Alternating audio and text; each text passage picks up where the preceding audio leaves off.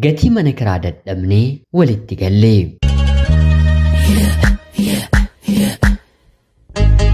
Yoyyaa shamaa akkam jirtu kabajamtootaaf hordoftoota qophii Oromiyaa 24 nagaaf jaalalli tokkummaan bakka jirtan hundaatti hunda keessaniif yaa ta'u jecha guyyaa har'aallee seenaa nama barsiisuu bashannansiisuu maddan dubbiseerraa isiniif qabadheen dhiyaadheera. Hanga xumura qophii kanatti laayikii fi sheer namoonni chaanalee keenyaaf haaraa taatan sabskiraayib gochuun maatii keenya ta'a jecha gara seenaa kanaatti kan isiniin dabarsu ani gammachiista shoomeetii yeroo gaarii.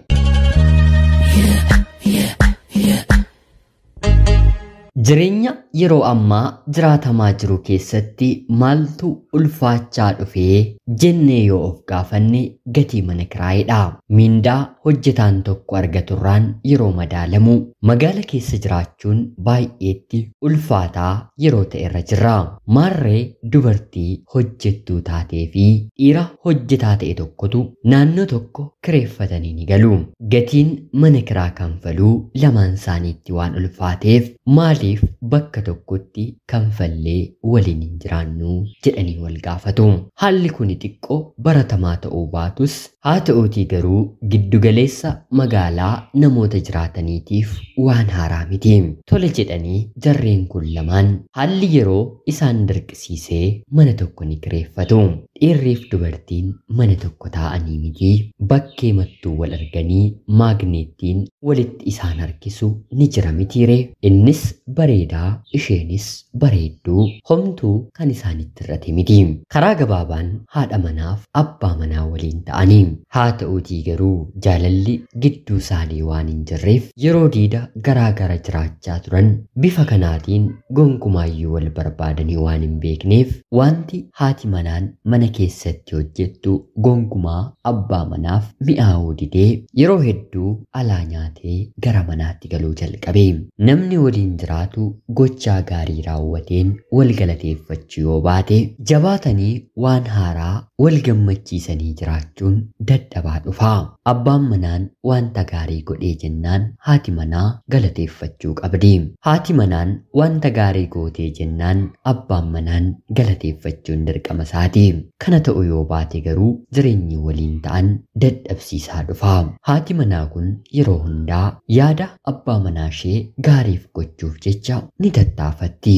Mana qulqulleessitee, uffata isaa miiccitee, nyaata gaarii qopheessitee, haala gaariin hanga humna ishee babbareeddee isaatiin hawwisiisuun wanta isheen hin goone hin jiru. Haa ta'uutii garuu abbaa manaa kanaatiif homaa waan isheen gootu adda ta'ee itti mul'achuu waan dadhabeef hin galateeffatus hin dinqisiifatus. Booddee irratti dubartiin kun baay'ee dhiphattee re'aa ishee bira deemuun maalaa godhuu abbaan manaan koo waggaa 3 waliin jiraannee guyyaa tokkoyyuu ati nama gaariidha jedhee natti dubbatee hin beeku. Inumaa kan ani godhe hundumaa narratti fashaleessaa, uffata isaa irra deebiin na miiccisiisaa, nyaatni kun naaf hin ta'u jedhee natti darbatee diidaa bakkee dhaabahee nyaataa, wanta haaraallee mana keessatti qopheesseen yoo isa eege homaa nan dinqisiifatu akkuma duraatti darbee rafaa kanadhas sanadhas naan hin jedhu jettee itti matti. Yeroo kana hiriyaan ishee waggaa 3 waliin jiraattaniitu taanaan maaliif hanga yoonaatti dhala hin godhannee fi kan inni barbaadu ilmi dhiiraa waanuma fedhe dura dhaladhaa. Dhala yoo godhattee fi si jaallataa kabaja ulfina hanga yoonaatti siif hin kennine hin siif kennaa. Kanaaf ammuma qoricha fayyadamuu dhiisiitii otoo isatti himiin ulfaa'ii jettee hiriyaan ni gorsiti. Yeroo kanatti dubartiin kun dhuguma hir'inni ishee kanatti fakkaatee qoricha fayyadamaa turte dhiistee ni ulfoofti. Baatii 2 booddees abbaa manaa isheetiin ulfa ta'een jiraa jettee yeroo isatti himtu akka isheen re'aa isheerraa dhageessee yaadde otoo hin taane faallaa itti ta'ee eenyutu naaf ulfaa'e siin jedhee si kadhatee ani sirraa dhala hin barbaadu dafii deemii amma otoo hin goddatiin ulfa kana ofirraa baasii nagaadhaan na waliin mana kana keessaa jiraachuu yoo barbaaddee jedhee isheetti dubbate.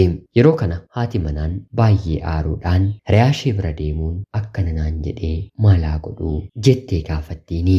Re'aan ishee kunis lakkii sobeetudha keessa kee madaaluu barbaadeetii harkan kenniinii yoo dhibe anoo ofirraa baaseera jedhiitii booddee yeroo guddatu mataa isaayyuu ni baraa jettee lammata ni gorsiti. Tole jettee ammas wanta reeyaan ishee jette dhageessee anoo baaseera jettee abbaa manaa isheetti dubbatte. Abbaan manaa ishees gaarii gooteetta jedheeni. Guyyaan torbeen baatiidhaan wal jijjiiranii baatii 8 ulfi gadameessa ishee ni ta'a. Abbaan manaa ishee ulfa kana ofirraa baaseera jettee maaliif na sobdee amma dafii mana kana gadhiisii narraa bahii jedhee isheetti dubbate. Waan qabu walitti dheefii mana kireeffatanii waliin kaffalanii keessaa ishee baase. Yeroo kanatti isheen kadhattee boossee jilba isaatti kuftus homaa dhaga'uu ni didee. Tarii of bira yoo na galchiteef re'aa koo nan gaafatadha jettee re'aa gorsa kana qooddee fi deemtee yeroo gaafattu lakkii siif bakka ta'u hin qabu. Sanarratti ati ulfadhaa dahuu geesseettaa. Manni koo immoo akkuma argitu dhiphoodhaa. Anaaf iyyuu hin geessuu bakka biraa barbaaddadhee garaatti jabaatte. Erga kana dubarri kun maallaqa gaarree of harkaa waan hin qabneef daandiitti kuftee magaala sanatti qofaa ta'anii mana kireeffachuu miti lama ta'aniiyyuu yeroo baay'ee ulfaatu irra gaheera.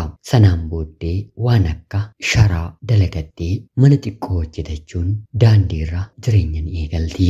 Haala kanaan hojjettu guyyaan miixuu ishee gahee mana qopheeffattu keessatti gargaarsa dhabdee sagalee iyyaa ni dhageessisti. Akka carraa ta'e immoo guyyaa sana roobni illee roobee ture. Iyyuu miti akka fedhetti sagalee utoo dhageessistee namni ishee dhaga'u hin jiru. Dubartiin na jaallata jettee abbaa manaa isheetiif ulfoofte rakkoon lakkuu itti ta'ee akka carraa ta'e garuu Waaqayyo kan qopheessee fi sammuu isaa gatee maraatuu fakkaatee daandiirra kan deemu roobnis aduunis homaa kan itti hin fakkaanne maraataan tokko sagalee iyya ishee dhagahee gara mana isheetti ol seenee yeroo laaluun dahuuf jecha ciniinsuurra jirti.